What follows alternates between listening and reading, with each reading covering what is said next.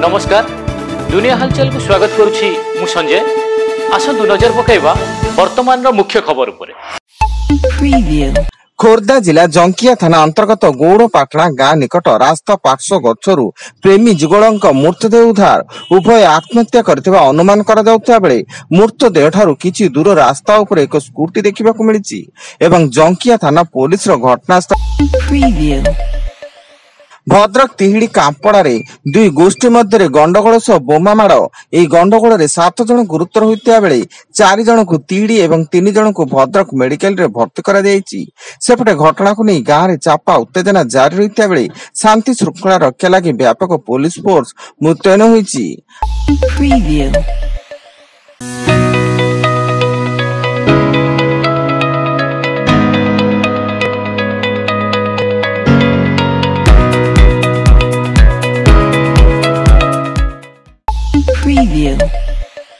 आज IPL 2025 33तम match Mumbai वाखंडे stadium रे Mumbai Indians और सनराइज हैदराबाद मध्य खेला।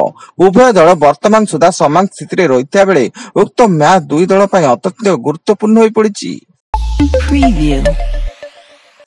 अनुगुल जिला बंतला वनांचल कंचा गाँव में हाथी आक्रमण जड़े वृद्धर मृत्यु।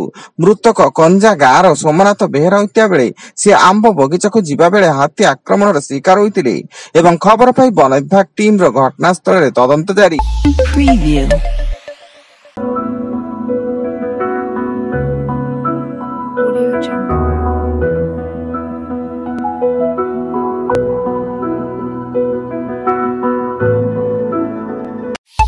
Preview. Audio Jungle.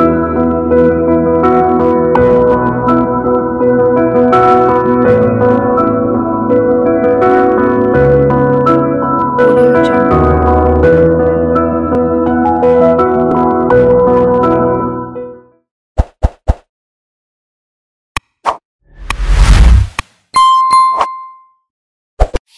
Preview.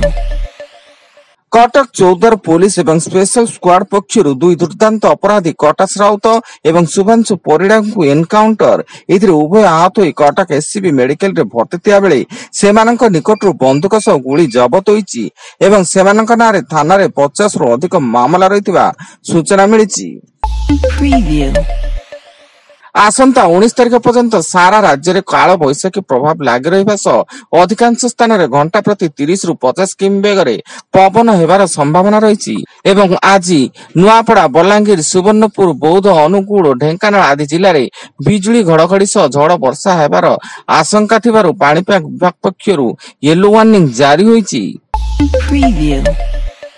Mayurbhanj जिला रायरंगपुर ग्रामांचल थाना तथा हाट बादड़ा फांडी अंतर्गत कारगिल छक पड़िया कुसुमी भगाबंदी प्रभृति अंचल 4टी बेआईन गोरु बोझे ट्रक जबत 3 जन ट्रक चालकों को पुलिस गिरफ करिछि एवं अन्य जने चालक फेरार थिया बेले ट्रक रु 105टी गोरु को उद्धार करा जायछि।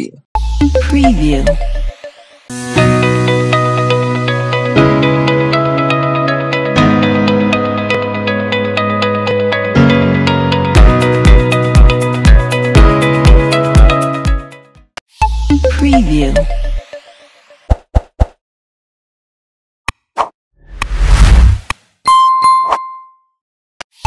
Preview.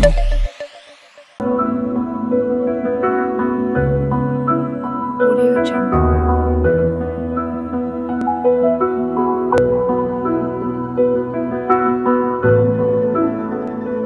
Audio Jungle. Preview. दिनिकिया Odisha गस्तरे आसी आज भुवनेश्वर पहुंचती केंद्र सड़क और परिवहन मंत्री नितिन गडकरी एवं भुवनेश्वर विमानबंदर रे तांकु स्वागत करिसेंती मुख्यमंत्री मोहन चरण माझी और उपमुख्यमंत्री कनक बर्धन सिंहदेव। आज कटक और भुवनेश्वर रे विभिन्न कार्यक्रम रे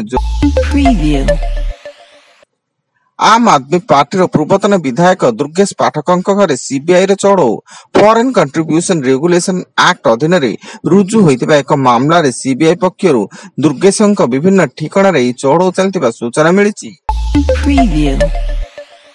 ଏବଂ ବିଜୁ ଜନତା ଦଳର ସଭାପତି ପଦ ପାଇଁ ନାମାଙ୍କନ ଦାଖଲ କଲେ ନବୀନ ପଟ୍ଟନାୟକ।